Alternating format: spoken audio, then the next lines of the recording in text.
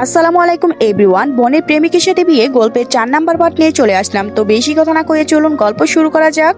সব আপনার জন্য হয়েছে, আপনি এতক্ষণ এমন না করলে আমার গোসল এতক্ষণে হয়ে যেত। আমার জন্য হয়েছে, সব তোমার জন্য হয়েছে। জেদ না করলেই তো হতো। তুতুল তো কখন এমন করে না, নিশ্চয় তুমি শিখিয়ে দিয়েছো আমাকে ফাঁসানোর বন্দি।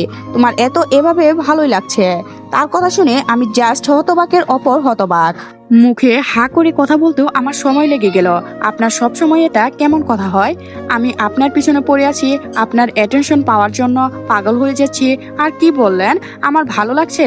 আপনি যতটুকু বিরক্ত না হচ্ছেন, আমিও ঠিক ততটা বিরক্ত না, ততটা আমি তার থেকেও দ্বিগুণ বিরক্ত হচ্ছি। দ্বিগুণ কেন? দ্বিগুণ কারণ আমতা আমতা করেও তার থেকে দ্বিগুণ বিরক্ত হওয়ার কোনো কারণই খুঁজে পাচ্ছি না। আর উনি সেই তখন থেকে আমার দিকে ব্রুকুসকে জিজ্ঞাসা দৃষ্টিতে তাকিয়ে আছে। কি হলো বলো? আমি আপনার থেকে দ্বিগুণ বিরক্ত কারণ আমার গরম লাগছে। ও এই ব্যাপার, নাও। কথাটি বলে তিনি আমার মাথার ওপরে শাওয়ার অন করে দিলেন। আমি ঠান্ডা পানিতে ভিজে পুরোপুরি চুপসে যেতে লাগলাম। আর তিনি একটা ঠান্ডা লুঙ্গি নিয়ে আমার দিকে বাঁকা হাসি দিয়ে তাকিয়ে রইলেন। আমাকে ভিজিয়ে দিল। আর আমি কি চুপচাপ দাঁড়িয়ে থাকবো নাকি? আমিও তার হাত ধরে টেনে শাওয়ারের নিচে আমার সামনে দাঁড় করিয়ে দিলাম। এবার তিনিও পানিতে পুরো ভিজে গেলেন। ঠান্ডা পানির ভাব সামলাতে তিনি বাম হাত দিয়ে শাওয়ার অফ করে দিলেন। আবারও আমি অন করে দিলাম। আবারও তিনি অফ করে দিলেন। আবারও আমি অন করে দিলাম। এভাবে অন করতে করতে কল খুলে আমাদের হাতে চলে এলো। আর শাওয়ার ডাইরেক্ট হয়ে গেল। আমরা দুজনই হতভম্ব হয়ে মাথার ওপর তাকালাম। লাইন শুধু ডাইরেক্ট হয়নি, পানির তেজ আগের থেকেও দ্বিগুণ বেড়েছে। আর ইউমেট কি হলো? কি করে দিল দেখছেন তো? এখানে বন্ধু হয়ে ঠান্ডা পানিতে ভিজতে থাকবো। দোষটা তো আপনারই। আপনি প্রথম শুরু করলেন কেন? এখন আবার আমাকে ধমকাচ্ছেন? দয়া করে মুখটা একটু বন্ধ রাখবে, নাকি এখানে সারা জীবন আটকে থাকার ইচ্ছা? প্রায় 5 মিনিট ধরে ডাকাডাকি করেও কারো কোনো সাড়া পাওয়া গেল না। এদিকে ঠান্ডা পানি কাঁপতে কাঁপতে আমার শরীর জমে যাচ্ছে। অদ্রর অবস্থা বুঝতে পারছি না। সে এখন ডাকাডাকি করা ব্যস্ত। তার গায়ে সাদা টি-শার্টটা একদম ভিজে লেপ্টে আছে। হঠাৎ সে আমার দিকে বেখেয়ালি ভাবে তাকিয়ে থমকে গেল। আমিও অবাক হয়ে একটু অপ্রস্তুত হয়ে গেলাম। আমার দিকে তার এমন থমকে যাওয়ার দৃষ্টি দেখে সে এবার ধীরে ধীরে আমার দিকে অগ্রসর হতে লাগলো। তার এক পা করে এগিয়ে আসা কদমে একটু একটু করে আমার মধ্যকার দূরত্ব নড়ে গেল। এবার আমার বুক কেমন যেন ধুকধুক করতে শুরু করলো। উনি এভাবে এগিয়ে আসছেন কেন? আমিও একটু একটু করে পিছাতে লাগলাম। দেওয়ালে আমার পিঠ ঠেকে যায়। এর আগেই তিনি আমার খুব কাছে চলে এলেন। আমি কিছু বলতে চাইলেও তিনি আমার ঠোঁটে তার আঙুল দিয়ে থামিয়ে দিলেন। আমি পুরোপুরি ফ্রিজ হয়ে গেলাম। এরপর তিনি ধীরে ধীরে তার বাম হাত আমার চুলের মধ্যে গলিয়ে আমার গালে রাখলেন। তারপর খুব দ্রুত তার ডান হাত দিয়ে আমার মাথার পিছনের থেকে কি যেন ছুঁড়ে ফেললেন। আমি চমকে উঠে পিছনে ঘুরে তাকিয়ে দেখি ফ্লোরে বড় একটা মাকড়াসা। আমি ছিটকে 2 পা পিছনে গিয়ে বললাম, মা গো, কত বড় মাকড়াসা! এখন মা গো, এই মাকড়াসাটা তোমার কাঁধে ছিল? কি এত বড় মাকড়াসা আমার কাঁধে ছিল? ভাবতেই তো যেন কেমন ঘা রি করে উঠছে। ভাগ্যিস আপনি দেখে নেই না। ওনাকে যতটা পচা ভেবেছিলাম অতটা উনি নন। এখন এতটা ভয় পেয়ে চুপসে থাকতে হবে না। তাছাড়া মাকড়াসাকে তুমি ভয় পাও কি? এই মাকড়াসা যদি তোমাকে দেখতো তাহলে নিজেই ভয় পেয়ে যেত। এইমাত্র উনাকে একটু ভেবেছিলাম ভালো, আর এখন উনি আমার ভাবনাটাকে ভুল প্রমাণিত করে দিলেন। যা, ফিরে নিলাম আমার আগের কথা। তবুও তো আমাকে দেখে এই অবুঝ প্রাণী কিছু বুঝে না বলেই ভয় পাবে। আর কিছু কিছু মানুষ যে আছে, এদের দেখে তো মানুষেরাই ভয় পেয়ে যায়। পুরো একটা ড্রাগ। আমার কথা শেষ না হতেই তিনি আমার দিকে রাগান্বিত চোখে তাকিয়ে বললেন, যতক্ষণ অবধি আমরা এখানে আটকে রয়েছি, একবারও এসে তুমি দরজা পিটিয়েছ?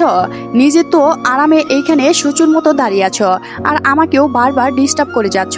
তুমি একটা ফাজিল মেয়ে। ছোট্ট থেকে নিজেকে সবসময় লক্ষ্মী মেয়ে বলে সবার থেকে শুনে এসেছি। এই প্রথমবার তার মুখে ফাজিল মেয়ে শুনে রাগে দুঃখে আমার চোখে পানি চলে আসার উপক্রম। দেখুন, আমাকে ফাজিল মেয়ে বলবেন না। কেন? বললে কি করবে? আমি কিন্তু তাহলে সবাইকে বলে দিব যে বলবো আপনি রাতে নাক ডাকেন। White rubbish! একদম উল্টাপাল্টা কথা বলবে না। আমিও মোটেও নাক ডাকি না। উনি যে নাক ডাকেন না তা আমিও জানি না, কিন্তু ওনাকে জট করার জন্য এই থেকে ভালো বুদ্ধি আর মাথায় এলো না। আপনি নাক ডাকেন, আমি নিজে শুনেছি। আপনার ডাক ডাকার জ্বালায় আমি ঘুমাতে পারি না। এই বয়সে যে এমন বুড়ো মানুষের মতো নাক ডাকে তা আমি এই প্রথম দেখলাম। কথাগুলো এক নাগারে বলে তার দিকে তাকিয়ে দেখি সে রাগে গজগজ করছে। এবার আমি একটু ডুব গিললাম। আজ আমার হয়েছেটা কি, একটু বেশি বেশি করে ফেলছি মনে হয়। তিনি ঝট করে আমাকে টেনে শাওয়ারের নিচে তার সাথে দেওয়ালের সাথে হাত দিয়ে আটকে বললেন, এসব উটকো মিথ্যা কথা যেন আর না শুনে। বলে দিলাম, শুধু শুধু কি আর তোমাকে ফাজিল বলেছি? আমাকে ফাজিল বলতে নিষেধ করেছি, কিন্তু আমি তো বলবোই ফাজিল। তাহলে আমিও সবাইকে বলবোই আপনি নাক ডাকেন। তিনি রাগ হয়ে আমার দিকে আরেকটু ঘেঁষে দাঁড়ালেন।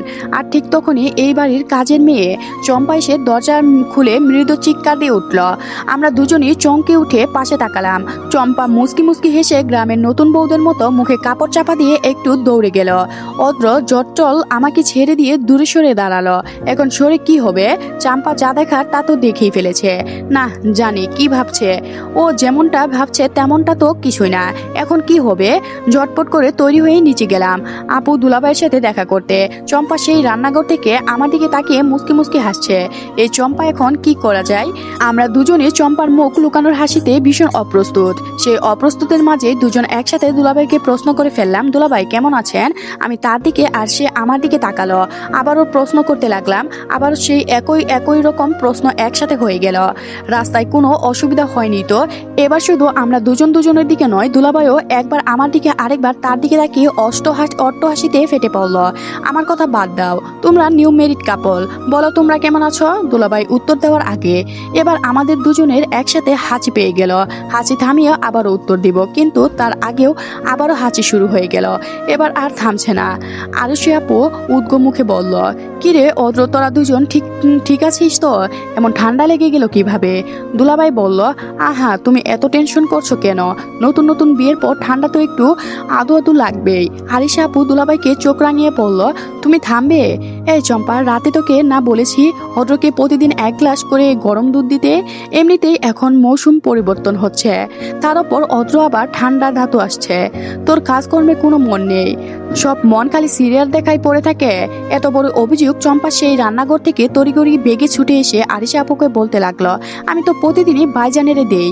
এখন ওরা স্বামী স্ত্রী যদি এত বেলা কইরা এতক্ষণে ধইরা একসাথে নাইতে থাকে, তোই তো ঠান্ডা লাগবেই, ইয়াতে আমার কি দোষ? কথাটা বলে চম্পা আবার তার শাড়ির আঁচল মুখে গুজে মুসকি মুসকি হাসতে হাসতে দৌড় দিয়ে চলে গেল। আর আমার মনে হলো আমার দম যেন বন্ধ হয়ে আসছে। আরিশা আপু দুলাভাইয়ের সামনে ও কি বলে গেল এটা? আমি লজ্জায় মাটিতে মিশে যেতে লাগলাম। অদ্র একই অবস্থা। দুলাভাই মুসকি হেসে গলায় একটু খুব খুব করে কেসে আমাদের লজ্জাটাকে যেন আরো বাড়িয়ে দিলেন। না, এখন ছুটে কোথাও চলে যেতে পারছি না, আর না এখানে বসে থাকতে পারছি। হি আল্লাহ, তোমার এই বিশাল ধরনতে কি একটু জায়গা হবে না আমার এই লজ্জা লুকানোর? তো আজকের গল্পটি এ পর্যন্ত শেষ হয়ে গেল। পরবর্তী পার্ট পেতে অবশ্যই এই চ্যানেলটি সাবস্ক্রাইব করে রাখবেন। ধন্যবাদ সবাইকে, ভালো থাকবেন।